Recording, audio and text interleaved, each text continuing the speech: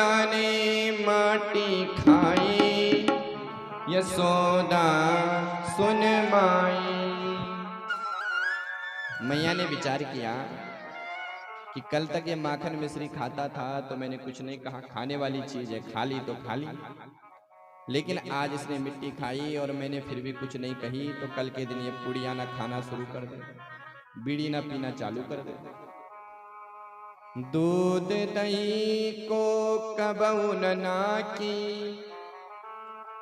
फिर लाला तेने माटी खाई।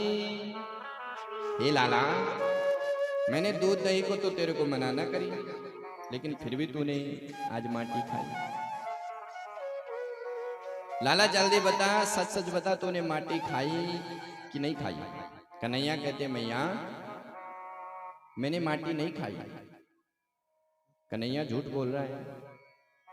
कन्हैया कहते नहीं नहीं मैया, मैं कभी झूठ नहीं बोलता हूं, मेरे को सच्चिदानंद कहते हैं मैया, मैंने झूठ नहीं, मैं तो झूठ बोल ही नहीं सकता।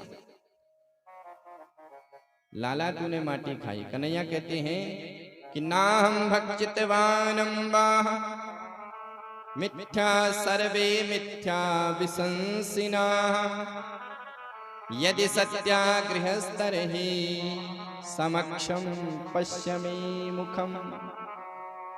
नाहं भक्षितवानम्बा, हे माता मैंने माटी नहीं खाई। ये जितने भी लोग हैं सर्वे मिथ्या, ये सब झूठ बोल रहे हैं।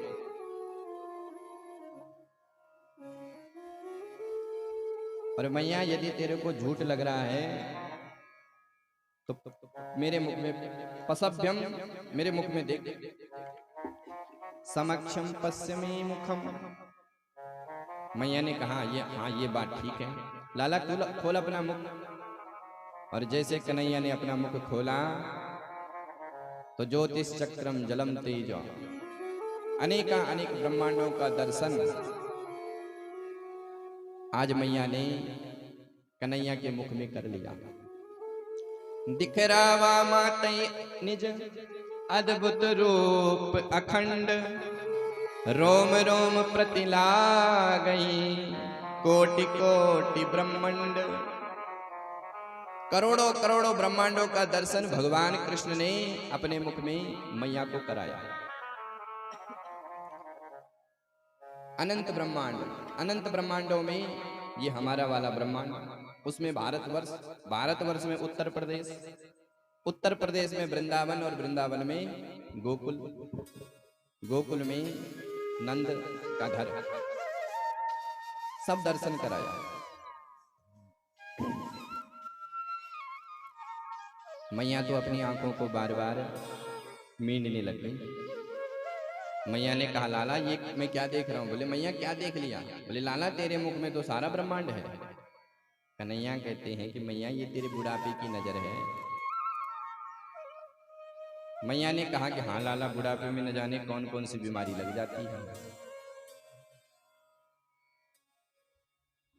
मैया भगवान की भगवत्ता को भूल गई। इस प्रकार से भगवान ने ब्रज की रेणु का आस्वादन किया। सुखदेव जी कहते परीक्षित एक दिन की बात और सुनो। एकदा गृहदासीसु यशोदानंद गेहिनी, कर्म मंथ नियुक्तासु निर्ममंथ स्वयं दधी। एक दिन दीपावली का दिन, प्रातः काल मैया अपने लाला के लिए माखन निकालने के लिए दही बिलो रही थी। दही बिलोते बिलोते साथ साथ में लाला के गीत भी गा रही है। यानी यानी ही गीतानी तदबाल चरितानी चा। हाथों से लाला के लिए माखन निकालने के लिए दही बिलो रही है, मन से भगवान का स्मरण कर रही है, और वाणी से कन्हैया के गीत गा रही है। और जीव जब मनसा कर्मणा और वाचा भगवान को याद करता है तो भगवान फिर अपने को रोक नहीं पाते। कन्हैया की नींद खुली प्रातःकाल और मैया का पल्लू पकड़ लिया। मैया मुंह को भूख लगी है।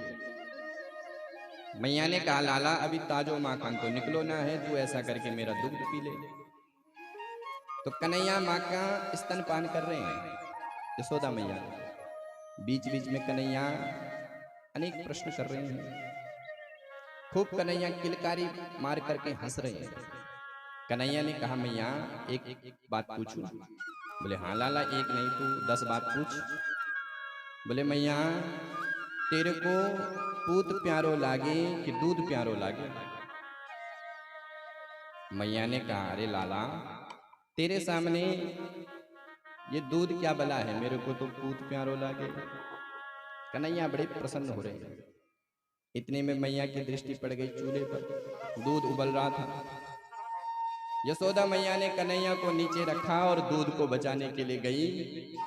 कन्हैया को आ गया क्रोध कि अभी तो कह रही थी कि पूत प्यारो लागे, और अभी पूत की कर दी छुट्टी और दूध को बचाने के लिए चली गई। उठाया एक पत्थर और जितने भी बड़े बड़े माट मटके थे एक एक करके सब धमाधम फोड़ दिए। मैया ने जब धम धम की आवाज सुनी तो पुनः वापिस आई। मैया ने देखा कि महाराज बाप दादाओं का कई जमानों के मटके सब फूट गए।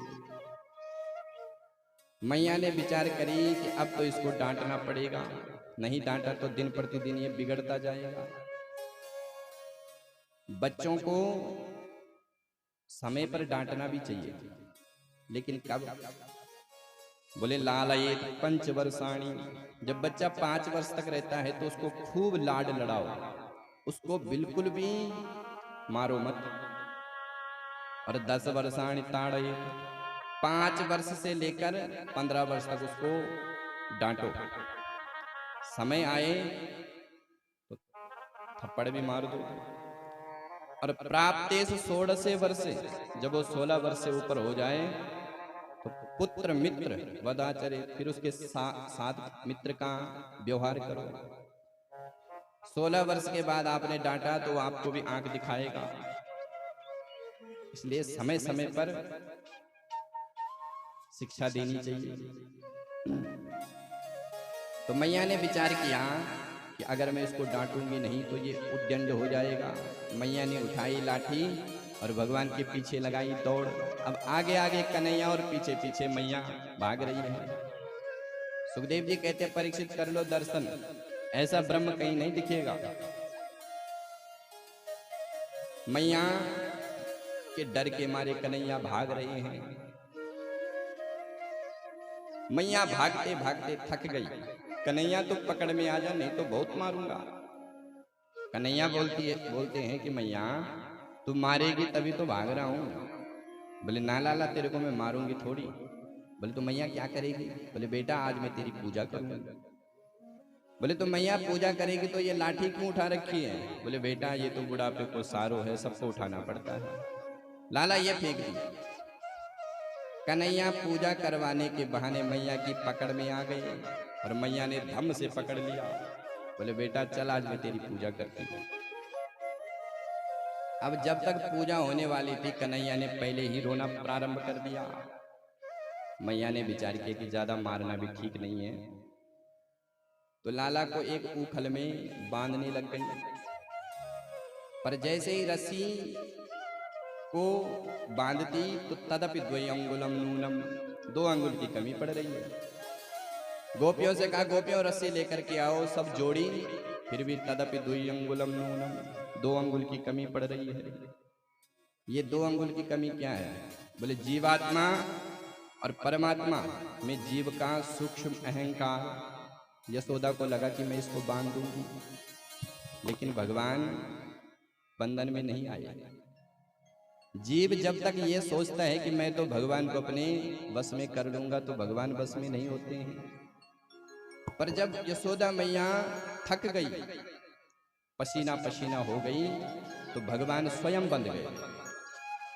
मातुम दृष्ट्वा परिश्रांता कृपया शीत स्वबंदने। माता को जब देखा कि अब हार गई, जीव जब हार जाता है और भगवान को ही अपने को समर्पित कर देता कि ठाकुर अब आपकी इच्छा है, तो भगवान स्वबंदने, कृपा करके स्वयं बंध जाते हैं।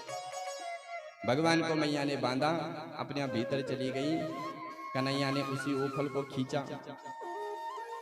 नंद बाबा के आंगन में एक अर्जुन के 2 वृक्ष थे, उसके बीच से भगवान निकले और उस अर्जुन के वृक्ष में ऊखल फंस गया। भगवान ने जोर लगाई तो वो दोनों अर्जुन के वृक्ष गिरे और वहां से 2 दिव्यात्मा प्रकट हुई और उन्होंने जो है भगवान की बड़ी सुंदर स्तुति करी। परीक्षित ने कहा, महाराज कौन थे ये? सुखदेव जी कहते हैं, परीक्षित ये कुबेर के पुत्र थे, ये बड़े अहंकारी थे। एक दिन ये किसी जलाशय में नग्न होकर के स्नान कर रहे थे। नारद जी ने इनको देखा तो नारद जी को देखकर भी इन्होंने वस्त्र धारण नहीं किए, तो नारद जी ने इनको श्राप दे दिया। बोले तुम जड़ के समान आचरण करते हो, तुम जड़ वृक्ष बन जाओ। फिर इन्होंने नारद जी से प्रार्थना करी तो नारद जी ने कहा कि देखो भैया, वृक्ष तो बनना पड़ेगा, लेकिन वृक्ष तुम नंद के प्रांगण के बनोगे, नंद के घर के बनोगे, एक दिन स्वयं कृष्ण तुम्हारा उद्धार करेंगे। तो आज ये दोनों महापुरुष प्रकट हुए और इन्होंने बड़ी सुंदर स्तुति भगवान की करी। वाणी गुणानुकथने श्रवणो कथाया, हस्तो च कर्म सुमनस्तव पादयोर्ना, स्मृत्वा शिरस्तव निवास जगत् प्रणामे, दृष्टिं सतां दर्शनेस्तु भवतन्नु नामः।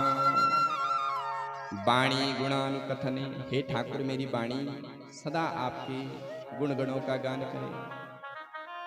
श्रवणों कथायां, मेरे कान सदा आपकी कथाओं का श्रवण लाभ करे। हस्तो च कर्मसु, हे प्रभु मेरे हाथ सदा आपका कैंकर्य, आपकी सेवा करे। मेरी वाणी सदा आपकी कथाओं का गान करे। मेरे नयन सदा आपके और आपके भक्तों का दर्शन करे। आंख वही श्रेष्ठ है जिन आंखों से हम भगवान का दर्शन करते हैं, जिन आंखों से हम संतों का दर्शन करते हैं। नयन संत दरस नहीं देखा, मोर पंख सम। जिन नयनों ने कभी संतों का और भगवान का दर्शन नहीं किया, वो नयन आंख आंख नहीं है, वो आंख मोर पंख में भी एक आंख बनी रहती है, उसी के समान वो आंख व्यर्थ है। मोर मुकुट की लटक को जो देखे सो आंख, जो ना देखे लटक को आंख नाई सो पांख।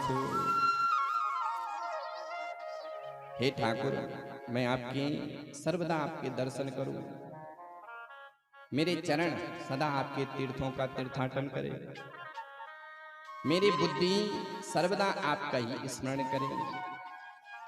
दृष्टिं सतां दर्शनेस्तु भवतन्नु नामः। बड़ी सुंदर स्तुति करी, भगवान ने इनको आशीर्वाद दिया, इन्होंने अपने लोक को प्रस्थान किया। इस घटना को देख करके नंद बाबा ने एक आपातकालीन मीटिंग बिठाई गोकुल में और कहा कि भैया, जब से इस गोकुल में मेरे लाला ने जन्म लिया तब से जो है कुछ ना कुछ उत्पात होता है, अब हम इस गोकुल में नहीं रहेंगे। तो नंद